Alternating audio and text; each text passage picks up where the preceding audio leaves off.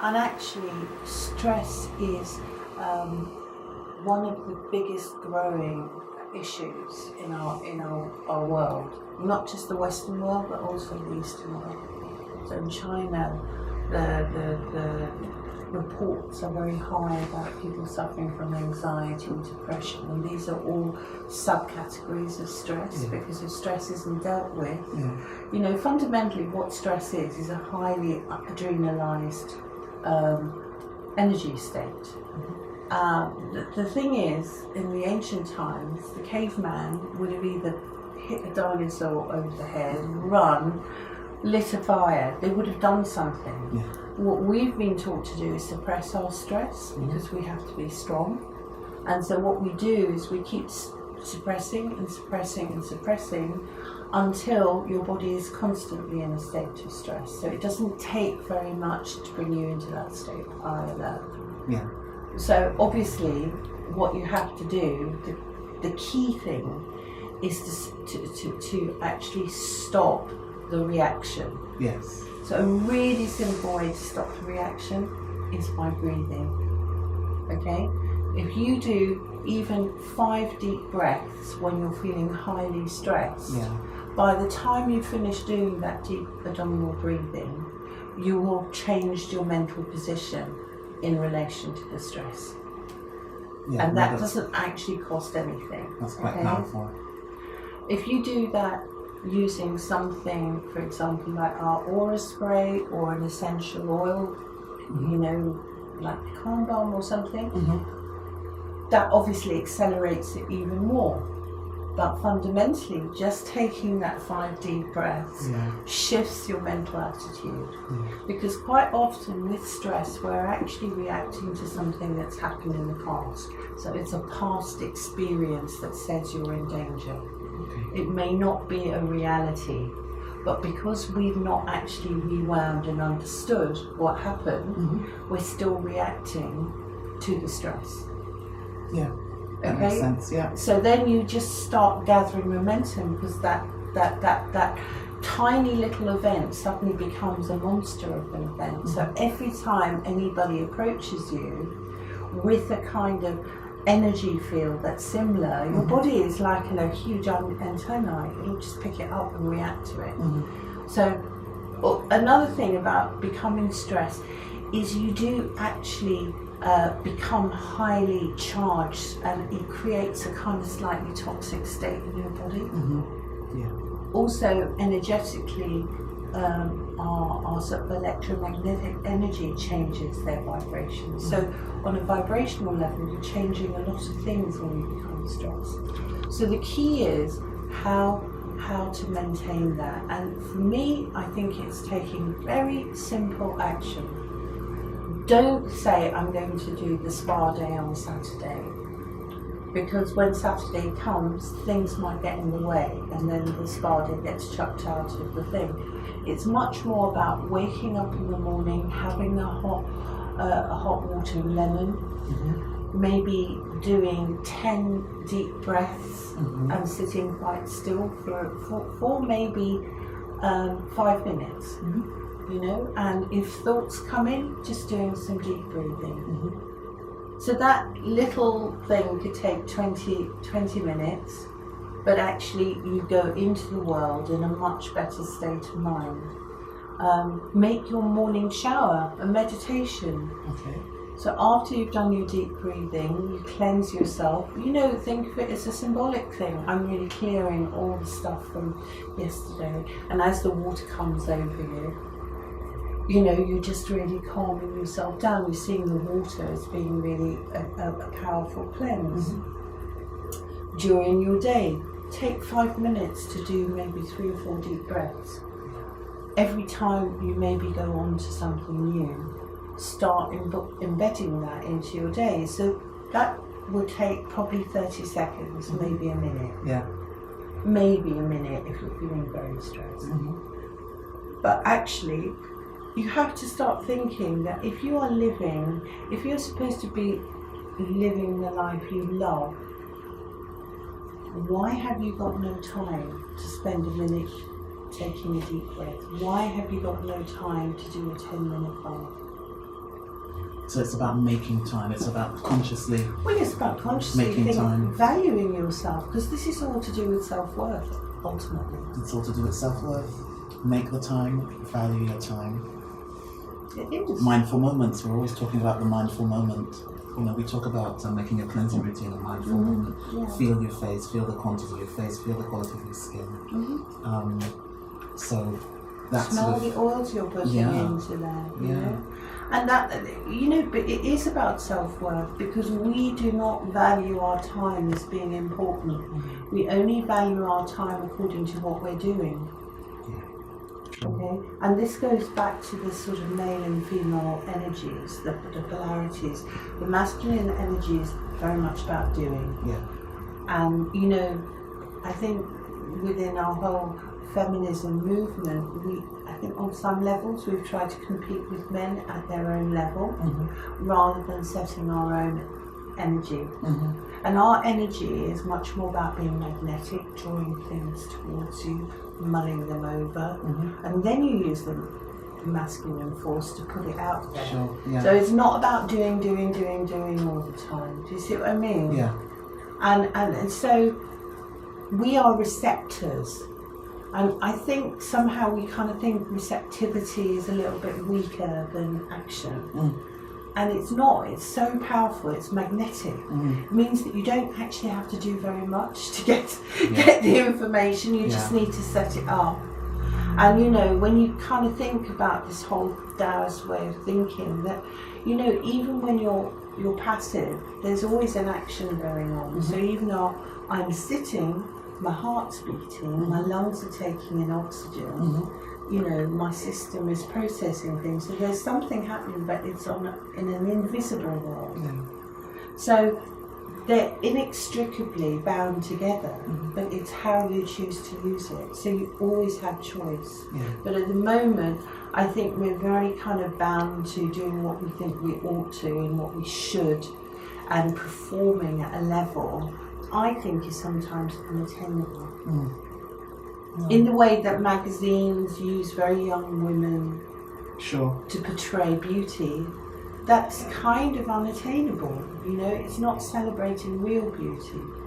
I suppose Dove is about one of the first brands that have really started to look at different body shapes and things like that. So I think we're seeing more of that, thank goodness. I think more brands are sort of doing the same thing, which is great. And I kind of think in that way, you can start thinking of nice little rituals, and they don't all have to be spiritual rituals. It could be that cup of tea with even with a little bit of dark chocolate, where you just sit down and you look at a magazine, but you do it without your phone there, watching to see what messages you're getting, and the computer's put out. But that's what I'm saying. So there's no quality, and if you never are in a scenario where there's quality, you're going to end up feeling, I never have time for myself. There's always something. That's what I meant about wearing it like a badge of honour. I'm so busy, I just don't have time for myself. But that's kind of sad. No, that is a bit sad, actually. I mean, thankfully I make time now. I do my morning walk. I sort of absolutely. No, I'm not saying that specifically at you, but I hear that so often, and it's people saying, I wake up at 4 in the morning and I do my exercise. God forbid, I really couldn't. You kind of think, hang on a minute. It's sort of all beyond proportion, What's wrong with having a snuggly sleep? We like a snuggly sleep. Do you know what I mean? It's fine, and I think all of this is about this is where I've got to with it. It's about finding absolutely what's right for you. Everybody is an individual, and some people like to go to bed early and wake up early. Other people maybe stay up later and tend to need a little bit more sleep.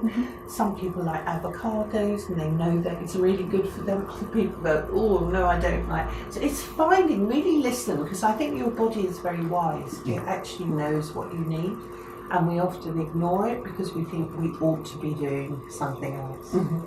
That's it. Yeah, no, I think it's very true. So it's about writing it out for yourself. Look at the things that even in the past that you used to love doing. Was it kind of maybe colouring in?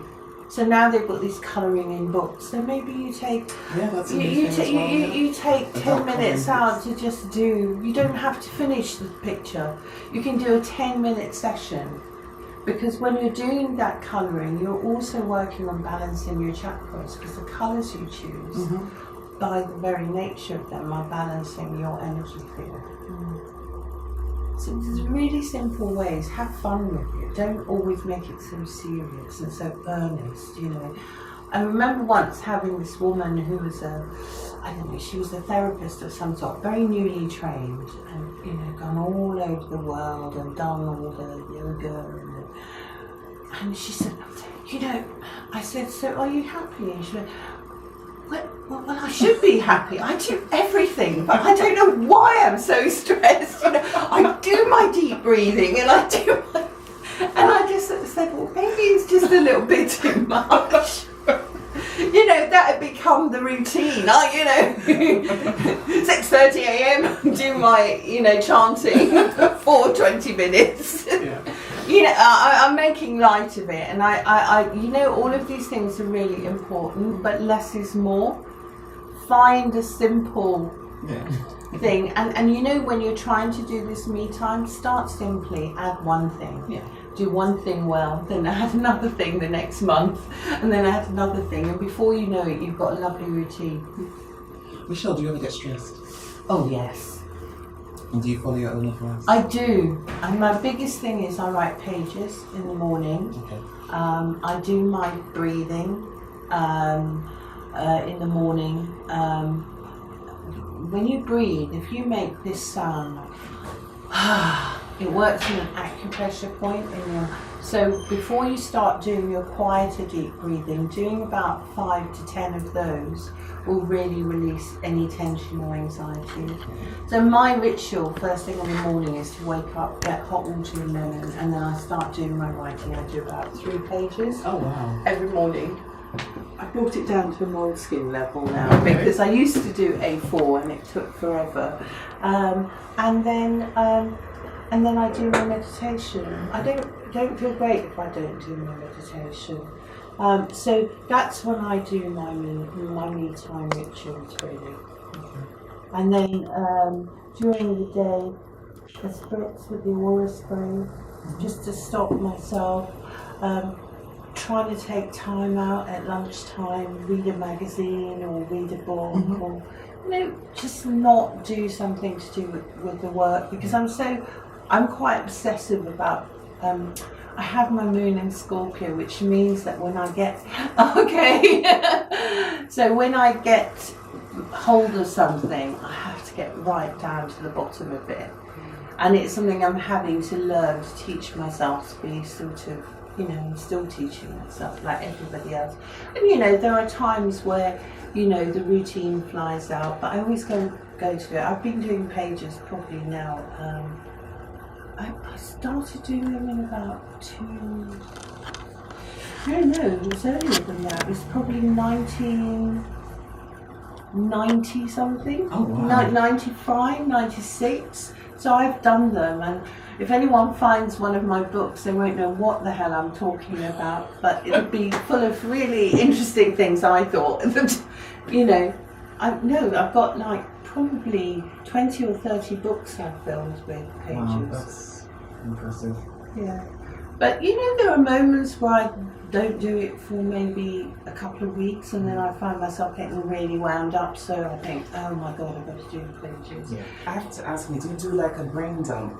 Yeah. You just pick whatever comes? Initially, because the whole thing is, because we're so used to suppressing everything, if you don't do them on a regular basis, you have all this old scattered energy in your brain that does need a brain dump.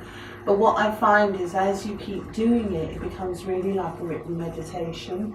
Some days it's probably more mundane, and then other days you just get such rich material that comes through. Sometimes maybe I wake up thinking about something from the past, and I'll follow the train, and you can really learn a lot about yourself. It's a very kind way to empower yourself, because you don't have to expose yourself. The only person you're talking to is you. A lot of people are very scared of doing it because it's one of the things I get my clients to do. And some people go, I don't know what to write about. I have nothing to write about. Oh no, I don't think I can sit down and write. And it's interesting, it's giving yourself that permission to just say anything. It doesn't even have to make sense, it doesn't even have to have punctuation. A journalist, I gave it to a journalist to do one day. She said, well, I only ended up doing lists. I said, is your life full of lists? She said, yeah. She said, that's the only way I could kind of sort of rationalise it. And I said, well, what if you didn't make a list and just talked about how irritated you were by me asking you to do this and just get used to sort of not being perfect all the time? You know, and if you think about it, isn't it better to have a controlled explosion on a page than just kind of explode at somebody? And that way you diffuse all the emotional content, and you actually end up really talking your truth more to people, and you get to talk to them about the thing that was really upsetting you. Shut me up. I started doing it 2 days ago. Oh, well done. 2 pages. I thought, I'm going to try this. Yeah. Because they say it's so good. I've never done that. It is powerful. Yeah, no, it's really one of the most powerful things. And I remember a dear friend of mine who's not with us anymore, she actually gave the book The Artist's Way to my husband, and my husband did it. And I could see him changing quite dramatically, but I was thinking, I'm a therapist, I do all this work all the time, I don't need to do pages, I don't need to kind of go. And then, having seen the shift in him, I thought, I'm going to have a go at this, I'll do it as research. And it's just stuck with me, you know, but do it. The thing is to commit to it. And I think of it as my time when I'm talking to God or the universe. You know, and that part of me, that spiritual part of me, which is really intrinsic to me, you know, I can't separate that anymore. Actually, it's interesting because I have different books, different journals that I use, and I found them when I started writing, picked up one to writing because I just like the cover. I thought, I'm writing this one. And I hadn't written in it for over 12 years. So the last thing I'd written in it, in this particular one, was, so I thought, I started reading it. You know, you read something and you're like, wow, okay. And it was really quite a revelation. The connections, you know, the chord that was running through. Yeah. Some of it was even like almost alien. I was like, I don't recognize that. And I had to actually sit with it for a while. And then it started to flow back, and I was like, okay.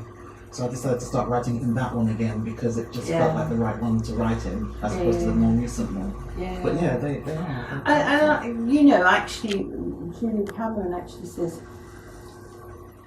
on most occasions you don't bother reading back because it won't make any sense to you.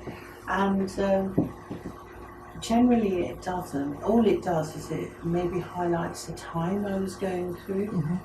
But it's been an amazing sort of thing of letting go, because I just literally dumped them. Because at first I thought, I should tear them up, and it will not make any sense to anybody because it skips all over the place. Because sometimes it's about something, and then you go, oh, I wish they'd stop making that blooming noise in the hallway because I can't focus. So, you know, it is that kind of spontaneous, if you like. But sometimes you can pick up little real kernels of stuff. That you kind of mine unfortunately get literally filled to the cover sometimes, because if I'm on one and I've really getting some stuff downloaded, I'll even write on the back page because I haven't got another book to really. But it's been probably one of the greatest gifts I've been given. Seriously. That and meditation. And my qigong, which I do as well. So yeah, those are the things that really hold me together. And makeup. I love makeup. Not tons of it, but I love it. You know, those sort of things. It's good to be girly.